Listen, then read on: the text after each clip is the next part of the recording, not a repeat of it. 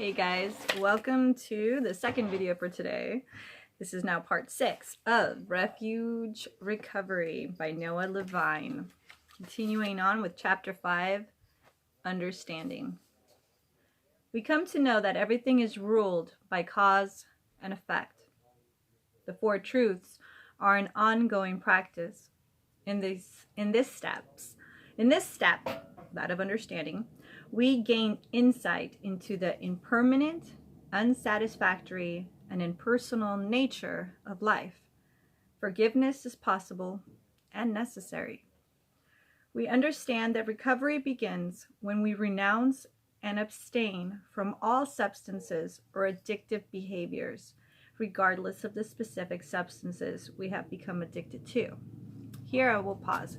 I'm taking a 2-week vacation from my vacation, and I'm staying here in Silverton, Oregon with beautiful Val and wonderful Ty.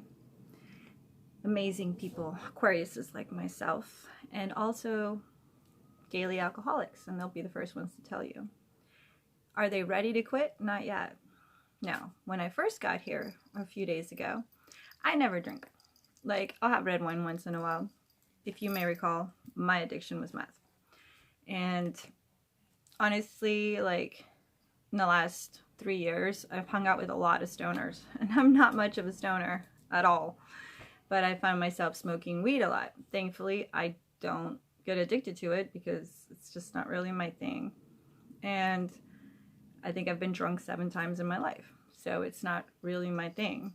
But when I got here, because it was all around me, I was like, yeah, sure, I'll have a drink. And then we went to the bar where Val works, and it's closed right now due to coronavirus, but the people there are wonderful, and they were working on the bar. They're taking this time off from coronavirus quarantine to do up the bar more, and it's a really cool bar. They were playing pool.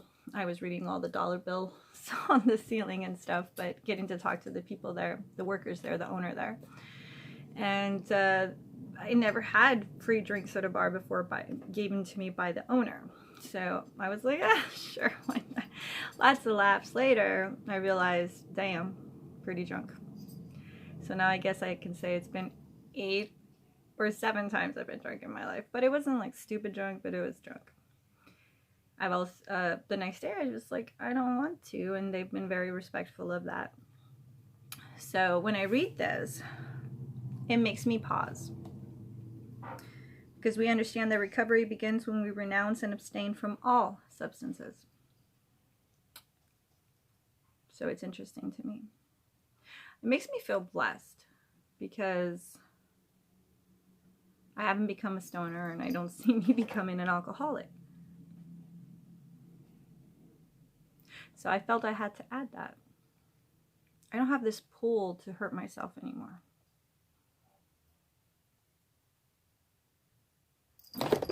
And there's a cat. Anyway, moving on. We understand that recovery begins when we renounce and abstain from all substances and addictive behaviors, regardless of the specific. You know what? I know why I brought it up. I kept asking my soul right now. It's like, why did you bring that up? Because it depends on the quantity, not quality. How number of people around you that are using these substances in an overabundant way. I remember I was camping with 4 people, and all 3 of them were stoned all day long, beginning to end of the day. I did 6 months with them. We had we called it Angel Sanctuary, and after 6 months of living there, I remember about month 5, no, it was around month 3, I went ahead and was like, bug it, if you can't win them, join them, because I was so sick of them not working along with me to help build this thing as much as I wanted them to, which was a desire, and it was wrong of me, and I was trying to stay detached, but it got a little heavy, so I just started getting stoned. And very quickly, like within 2 or 3 days of every time I gave in and was just like, fuck it, I'm just gonna get stoned and just laugh all day. It would take about 2-3 days of that, and I would get so disgusted with myself I would stop. So can you control it? Yeah, not to contradict this book. And how do you control it? You stand by what makes you feel good, regardless of how many people are around you. And if it does get too much, you move away from it. And yet, I was hanging out with another stoner that is very productive, and like way productive, like super productive, and happy, you know, a productive stoner. Now that's something else. So that's cool. I guess I'm saying all this because in this element here, what we're reading, I'm not scared of being around substances, except meth, of course. If I was around meth, that would be disastrous because that was my addiction. But these other substances, sorry, in chapter 5, understanding, but I have to disagree. There's all these other elements involved. Know thyself. Make your own boundaries. But we continue. We understand that recovery begins when we renounce and abstain from all substances and addictive behaviors, regardless of the specific substances we have become addicted to. Hell, in these days, I'm trying to stay away from coffee. That's been my big struggle. Anyway, forgiveness, non-harming actions, service, generosity, and generosity are a necessary part of the recovery process. I'm going to repeat that again. Forgiveness, yourself and to others. Non-harming, to yourself and to others. Non-harming actions, service, and generosity are a necessary part of the recovery process. We can't do it alone. Community, support, and wise guidance are an integral part of the path to recovery. I guess that's why it was so hard hanging out with all those stoners for those many months. It wasn't a good community for me, as beautiful and lovely as they were. First things first, stop, all in capital letters. Abstain, renounce, refrain, quit, let go. See, that's how I feel about meth. Needless to say. Stop, abstain, renounce, refrain, quit, and let go. If you can do it on your own, good. If you need to go to a detox or treatment center, do that. If you know somebody with Abigain access, contact them. Or contact me and I'll let you know how to contact them. You don't know what Abigain is? Or Abogain? Abigain is A-B-A-G.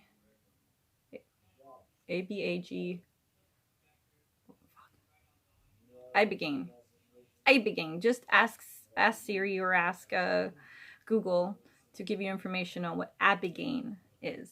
Thank you. And I'm not kidding about if you need connection to that. It's one of the most life-saving medicines when it comes to addiction that you've never heard of. First things first, stop, abstain, renounce, refrain, quit, and let go. If you can do it on your own, good. If you need to go to a detox or treatment center, do that. But if you haven't already, it is time to stop. Everything. In some ways, this is the hardest part. In other ways, it's the easiest. Either way, it is the beginning of the path to recovery. We must understand this first. The Eightfold Path provides the tools to succeed in this process of recovery. There is hope. All we need to do is take the appropriate actions. Cause and effect. The core of what we need to understand is the importance of cause and effect, and how changing our actions will lead to a change in the outcomes of our lives. This is especially pertinent for the addict who has been stuck in a habitual, reactive pattern of actions that only result in suffering. The cause of our suffering has always been our reaction to the thoughts, feelings, cravings, and circumstances of our lives. I can recognize growth because when I was living in with the people that I was telling you about in that encampment, Angel Sanctuary for 6 months, I really wanted to do meth. Not all the time, but whenever things would get ridiculous, I would just really want to do meth. And when I had some of my relapses is when I ran away to California a couple of times there in those 6 months and I used it when I was in California, and then I come back without it because I didn't want it to be part of my life. But since then, I'm happy to say that I've grown enough to, now I'm just like, fuck no, I worked too hard to get here. I'm not slipping back. So take my testimony as it's been 3 years since I was a daily active addict for 14 years. So it's been 3 years almost of addiction, you know. Daily use is just out of bounds for me. I'm never going to do that again. And the slips that I had were small, and more and more distances between me and it. And I literally put distance between the places that I can get it. And last roundabout of having my hopes dashed a few months back and being I didn't even contemplate the idea of using. It wasn't even a thing. So testimony, little by little, guys. It's not going to happen overnight, but little by little, and continued seeking and staying out of it. Better people, places, and things, as opposed to hanging out with the people, places, and things that it could hurt you. Cause and effect. I'm going to repeat it. Sorry. I will stay focused now. The core of what we need to understand is the importance of cause and effect, and how changing our actions will lead to a change in the outcome of our lives. This is especially permanent for the addict who has been stuck in a habitual, reactive pattern of actions that only result in suffering. The cause of our suffering has always been our reaction to the thoughts, feelings, cravings, and circumstances of our lives. The cause of our addictions have always been the indulgence in the behaviors or substances. Again, in the behaviors or substances. The cause of our recovery will always be our abstinence from those behaviors or substances. Of course, this should be clear and obvious. To create health and balance, we first have to abstain from the behaviors and substances that have created such a deep imbalance and so much suffering in our lives. So I wasn't saying that I disagree with that. I'm just saying that in my experience in the last 3 years of recovery, when I've slipped or whatnot, like the other night when I did get overly tipsy, even though I don't drink, it's one of those things where there's that self-forgiveness, and I use it as a test. The next day I said, okay, well, that was a lot of drinking, and that was an interesting experience because it's outside of my realm of normal, but do I want that? No. Okay. And that's it. Let's see. So forgive yourself if you have a slip, and recognize it, whether it's going to be in your path. Is this the path you want, or have you set a path? Set your path, and then you'll know the answer to that. And then it doesn't have to become a dramatic, oh my God thing. Because when we resist, anything you resist persists. I believe that wholeheartedly. Anything you resist will persist. And that's a belief, I know, but in my experience, it's true. The cause of our recovery will always be our abstinence from the behaviors and substances. Of course, this should be clear and obvious. To create health and balance, we first have to abstain from the behaviors and substances that have created such a deep imbalance and so much suffering in our lives. And I know I just reread that, but something else comes to mind. How I used to feel would direct my behavior, and that would throw me into substance use. I am now controlling my emotions better because I'm taking better care of my thoughts and what I allow in and what I don't. And I'm starting to, because of life throwing me so many punches, I now bob and weave enough to not be scared about making decisions that before used to scare me, if it keeps the peace of mind that I require in order to stay sober. Happy, at peace, and able to create the rest of my life in that space. The cause, okay, so where we were.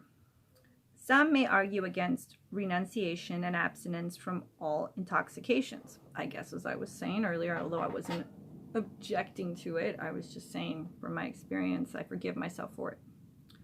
Saying that the alcoholic should only have to abstain from alcohol and the drug addict from drugs. There are several reasons why we ask for complete abstinence, renunciation, and sobriety. I'm going to guess it's because of self-love, but let's see. Most addicts find that their addictive behaviors continue on with the new substances without a full renunciation of all recreational, mood, and mind-altering substances.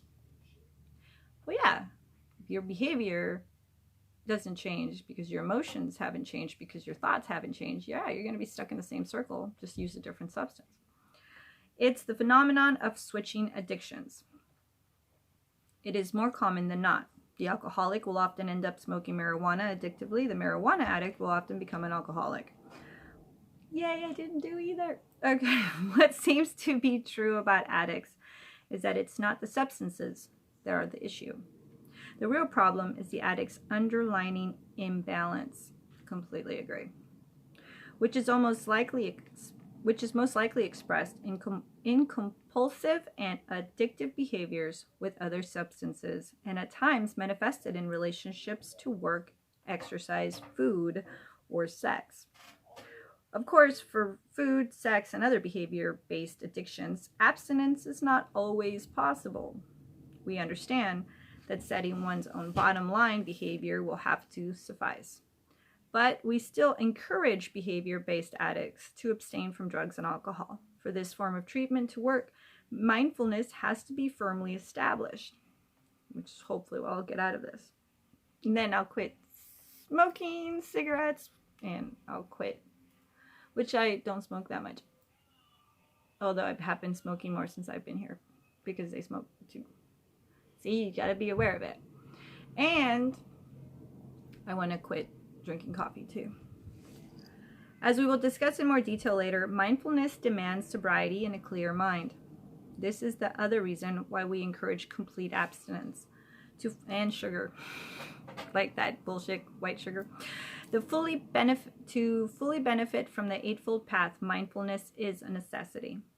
In the long run, all who follow this path diligently will directly experience the satisfaction and joy of life based on wisdom and compassion. Drugs, alcohol, and compulsive behaviors have no place in the life of a sincere spiritual aspirant. And I am an aspirant of that, so hence we're here reading this book together. Eventually, we will look back on our previous life of indulgence as adults, look back on the ignorance of their youth, without judgment or condemnation, but with a healthy sense of regret and compassion for the previous delusions. Understanding cause and effect, or what is more familiarly known as karma, goes beyond just abstaining from intoxicants and compulsive behaviors. It applies to all our intentional actions. I like that. It is as simple as this. All positive intentional actions have a positive effect on us. All negative intentional actions have a negative effect on us. Recovery comes from positive actions alone. I like that. When we act negatively, we seek refuge in our addictions to avoid the consequences of those negative actions. When we act in positive ways, however, we create positive feelings of well-being and balance within us, which allows us to cut through our addictive habits. Here's a simple way to look at it. Positive actions that have positive results equals honesty, generosity, kindness, humility, compassion, forgiveness, patience, nonviolence, renunciation, non-attachment, mindfulness, appreciation / gratitude. Negative actions that have negative results equal dishonesty / stealing, selfishness / greed, unkindness / ill will, conceit / self-esteem, hatred / resentment, impatience / demanding. I hate when people do that to me.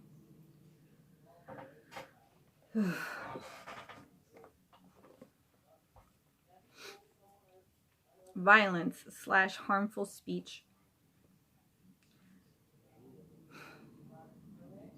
and harmful speech is just like, I'd rather get hit, honestly. I'm that ex-codependent. I'd rather get hit than fucking have harmful speech. It's the same damn thing. I'm glad they put that together. Gluttony / indulgence, intoxication, sexual misconduct, jealousy, clinging / attachment / controlling. That one's tricky for me. That one is tricky for me. Why is it tricky for me? Because when you invest your time in something, then you're encouraged to spend your time in something, and you spend a lot of your time on something, and then it's flippantly like made out to be not something you're involved with, for example, that can be very confusing. It can be very confusing. I just recently had to run in with that I was like, well then what the fuck am I doing here? Delusion / confusion / unawareness. And I felt all those things, so obviously something's wrong. Did any of those resonate with you guys? Because those last two really resonated with me. I'm glad we're reading this book together. Okay, so to recover, we have to create the causes for recovery. To begin living more and more in the positive and less in the negative.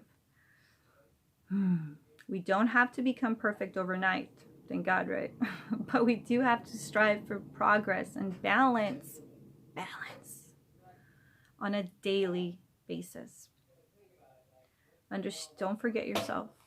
Don't forget who you are and what you need to do for anyone. It'll imbalance you. Understanding the four truths is at the heart of this aspect of the path. The number one thing, we suffer due to our addictions and the general difficulties of being human in this world of constant change and loss. 2, craving is a natural phenomenon.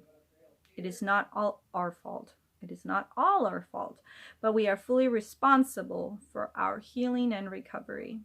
Amen. 3, we can fully recover and enjoy a life of sanity and well-being. 4, this is the path. And we're at 23 minutes, so I'll stop there and then we'll come back a little later tonight. Noise level in the house allowed in. And we'll continue on with impermanence. I love you guys. Talk to you later. Namaste.